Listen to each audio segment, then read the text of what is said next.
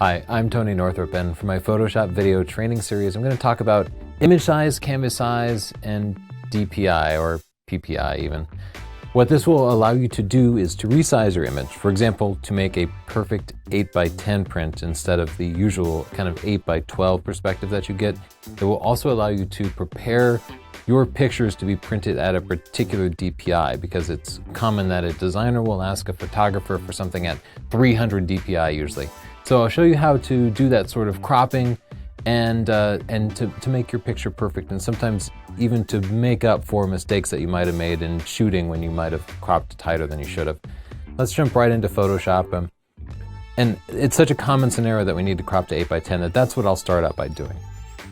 So this picture was taken, I think, with the Canon 5D Mark III. And so I'm going to get it to 8x10. So I'm going to go to the Image menu and then choose Image Size. And here we see, first, let me just apologize for how terrible these tools are in Photoshop. There's multiple different dialog boxes that you have to use in sequence when they should all be combined together. It's terribly confusing, completely unintuitive, and it has not changed since like the first version of Photoshop. Adobe needs to update the tools. To my knowledge, there's not a better way to do it. I'll show you how I know how to do it. Let's get back into this terrible image size dialog. You can see it's basically telling you the dimensions of the pictures, of the picture, as well as the image size, and it's offering up a suggestion for the width, height, and resolution. And these are completely arbitrary. This confuses so many people, including professional designers. I've had pictures sent back to me because the designer said, "Oh, I wanted this at 300 DPI, and you sent it to me at 72 DPI," something like that. DPI is dots per inch, and you can see here they're calling it pixels per inch. It's basically the same thing. It would be dots per inch once you actually print it, because printers make dots and screens have pixels, but otherwise they're basically the same concept, and generally printers will make one dot for each pixel. Anyway, you can see this is saying it's 300 pixels per inch at a size of 19.2 inches by 12.8 inches, but this is very arbitrary. The only thing that's real here are the dimensions of the picture, the actual pixels. This is what's been captured. The rest of this you can change arbitrarily. So let's say I want to make this 100 inches wide. And now it's 100 inches wide by 66 inches. Obviously, there's nothing that needs to change about the photo. All that changed is the resolution dropped to 57.6 pixels per inch. So the number of pixels will stay the same, but if you change the image size, obviously you have fewer pixels per inch because it just has to like scale it all up. But it's not doing any changes to the picture, so I can just click OK. My picture is exactly the same. If you actually want to be at 100 inches and 300 pixels per inch, you have to click the Resample button here. And right now you can see that the width, height, and resolution are all linked together. That means if I change one of these, it changes all of them. If I want to resample it, that will it gives Photoshop permission to squeeze the proportions of the picture to make it bigger or smaller. So I could make it 100 inches wide and 300 DPI. This is going to give me a 30,000 pixel picture at 1.5 GB from 60 megabytes. So it would be much larger if I were to do this. And this is at 100%. You can see as I zoom in here, somewhere around here is a face. As I zoom in here, you can see it's no longer sharp. It's no longer sharp at all because you cannot scale a picture bigger and have it remain sharp. So to restate that, the image size dialog box can be used to make your image bigger or smaller by scaling it up or down, but there's almost never a reason to do that. Scaling it up doesn't add any detail, it just makes the file bigger. Scaling it down actually throws away some detail and makes your image smaller, but all designers and all websites that would print your photo, they can all accept the bigger picture, and it's better to send them the larger photo and just let them scale it down generally. So getting back to the image size dialog box, it's rare that I will ever select the resample. I'll almost always leave it as is. But because we're cropping this to an 8x10, I'll set either the width to 10 or the height to 8. So if I set the width to 10, you can see it automatically tries to adjust the height to 8. And well, let's say I were to turn on resample and just set this to 8x10. I can unlock those so I can set them independently. Most 35mm cameras shoot at 8:12 aspect ratio. 8:10 is more like this. It squeezes in. It crops 1 inch off either side. So I'll set this to 8:10 and resample it just so we can see what happens. And we're going to see a couple of girls who are suddenly a little bit thinner. Yeah, so it stretched them out, basically, forcing it, but it looks unnatural. So that's not the way you want to make an 8:10. I'll hit Control-Z to undo that and go back into the image size dialog box. So let's turn off resample, as we should, and set the width to 8. And now you'll notice the height is automatically set to 6.7 inches. And that's not enough to make an 8:10 print. I would be leaving off, 1 inch and a third from the top and the bottom of the picture. So when you are making an 8:10 print or a different size print, punch in either the width or the height and see if the other dimension is equal to or greater than the printing size. If this happens, if the other dimension is smaller, 6.7 is smaller than 8, then I'll go back and I'll set that dimension to match it. So right now, I have it sized at an 8:12 image. 12 is greater than 10, therefore I know I'm going to have to crop an inch off of the sides later, but for now, this is okay. So I didn't have resample selected, so it didn't make any changes to it, but now Photoshop is thinking this is an 8:12 image, even though the image has not changed in any way, just a little bit of metadata that describes that the image is 8:12. But now I can actually crop it to 8:10. And the easiest way to do that is to go into Image and then Canvas Size. This tool is very similar, and yet it's different, and that's part of what I'm frustrated about with Photoshop, is why these are separate tools. Canvas Size does not scale your image up or down. It will either crop your image or just add in the canvas extension color, which is set down here. We can set that to white. I'm going to crop it by setting the width to 10. And you can see here it's telling you what the anchor is going to be. So right now the anchor is set to the middle, and it will crop towards the middle. It's going to warn me that clipping will occur. So you can see I lost the edges over here and over here. And for this particular image, that's perfect. This would be a printable 8:10. I do want to warn you of one more thing. When you print an 8:10, if it's going to be put in a frame, frames display smaller than an 8:10 size.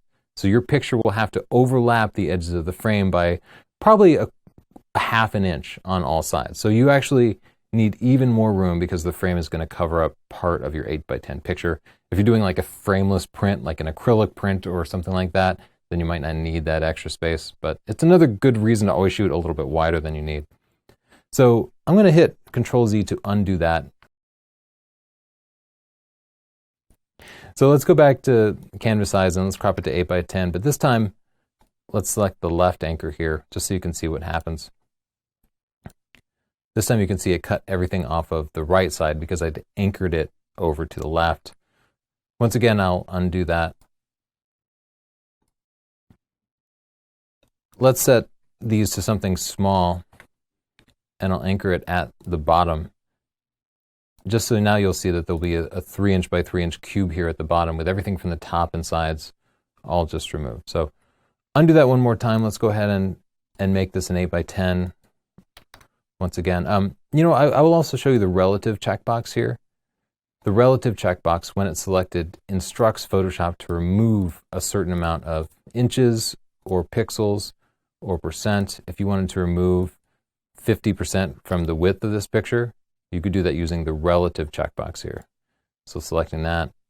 Oh, I put in a positive value. So what it did was it added 50% in. If I were to put in a negative value, switch this to percent, negative 50%. Okay, so now it's anchored in the middle, so it will trim off 25% from each of the left and right. That picture was a pretty easy example of cropping an 8:10. There was enough room on the sides to make it a decent 8:10, but you don't always have that much room. So let's find another example where it's a little bit tighter. Okay, this is a pretty good example. You can see I shot this for web use, really. If I'm shooting something for print, I always leave that extra space for the sake of cropping, but sometimes people just want pictures for the web. So that's what this crop was for, the framing. So once again, image size. I would start with image size and then go to canvas size. I'm going to set the width here to 10 and then realize, oh, that's less than 8. So instead I need to set the height to 8. So this will make it an 8 by 12 image. Now I can go to image size, or to image canvas size.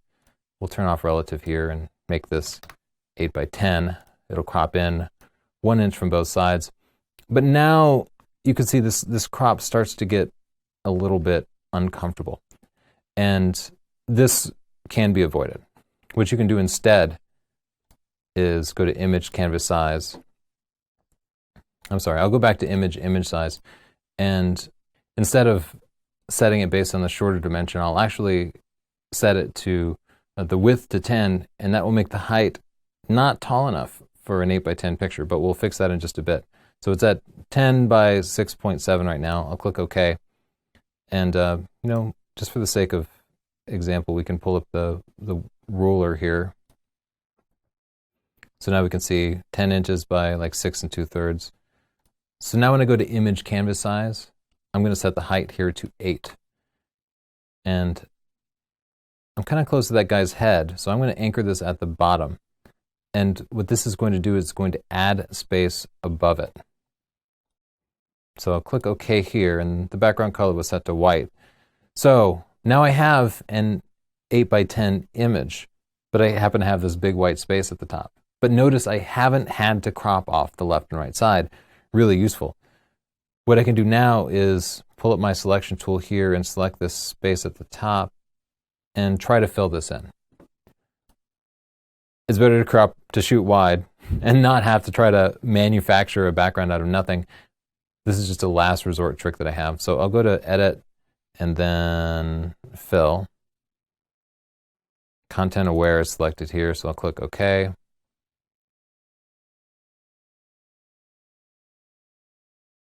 That's a pretty hilarious job. I like it. I would send this to the client. No. Content Aware Fill, terribly useful. Sometimes has hilarious bad guesses, but so I'm going to select the areas that are screwed up and then click Shift F5 again and click OK and just give Photoshop another chance at it. Okay. His head's pretty cool, but I might need a little less of his head in the picture. Okay.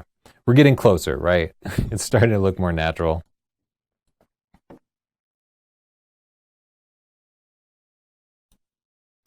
This time, I'm just going to tell it where to pull it from. So let me pull the patching tool here.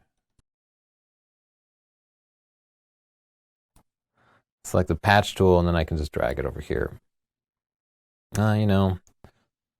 Sometimes it's just time for a stamp.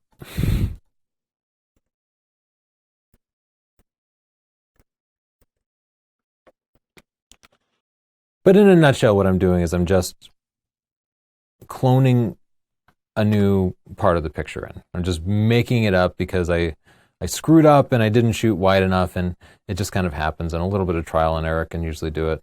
The top of his head here would be tough to clone, and that's part of the reason I decided to clone in the top is there's not too much detail up here, but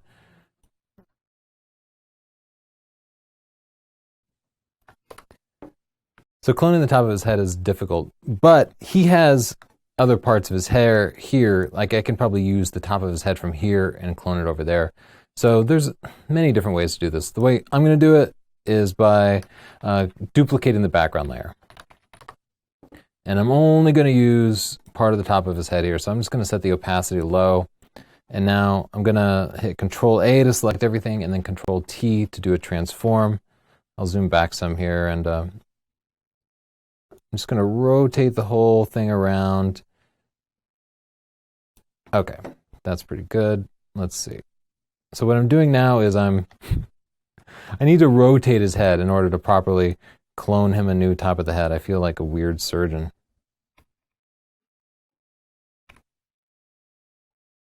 Let's rotate it a little more.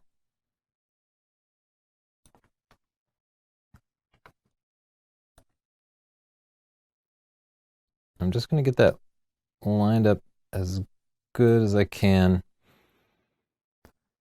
And this would be weird. So I'm going to deselect, well, I'm going to hit Enter to end the transformation. So now I've got this kind of layer stacked on top of the other layer. and I'm going to add a layer mask, holding down the Alt key to add a black layer mask. And that basically completely hides the layer because I have a black layer mask there. So what I'll do now is I will paint in that layer mask. Let's set the opacity of the layer back up to 100. So I have a white brush here.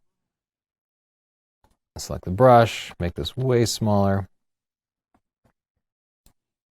There we go.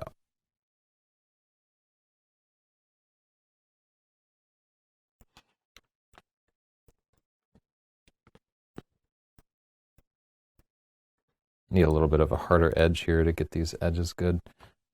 Okay, so this isn't really a video about cloning, but I'm painting in the layer mask here, black to hide stuff and white to show it.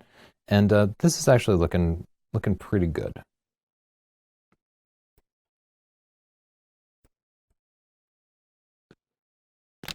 So that's not perfect, but it's good enough, and we have an 8x10 picture that didn't require us to crop either side. Pretty cool, right? Let's take a look at another example. This is another example where cropping it to 8x10 is going to be tough. So I'll set the width to 10, and the height comes out at about 6.7 again.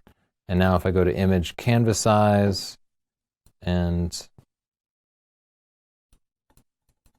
oh, you know what? That would grow it. So I'm going to go back to image size, and set the height here to 8. So it'll be an 8x12 picture, and now I'll need to crop off the sides. It warns me that there's clipping. So this isn't too bad, and for the web, this could probably be workable. But you can see, if I had it to do differently, I'd probably show a little bit more of her ear here and a little bit less of this. So my next trick is to kind of show you how to control the crop so it's not cropping an even side off of an even amount off of both sides. So I'll hit the C button to crop it, or I'll click the cropping tool here. And I'm going to just crop as much as I can stand from the left side of the picture. I just want to leave a little bit of her ear here. So I'm starting on the side that I value, the side that I don't want to crop as much, and cropping in as much as I can handle. And I'm hitting enter. And so now I'll go to image and canvas size, and I'll anchor it on the left here, and then change the width to 10.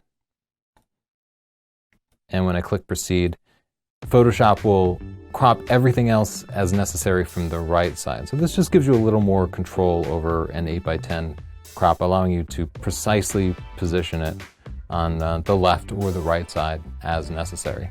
I hope you found that helpful and it helps you fix those problems that come up when you try to print at 8x10. If you have any questions, please do let me know. Otherwise, I'll see you in the next video. Thanks.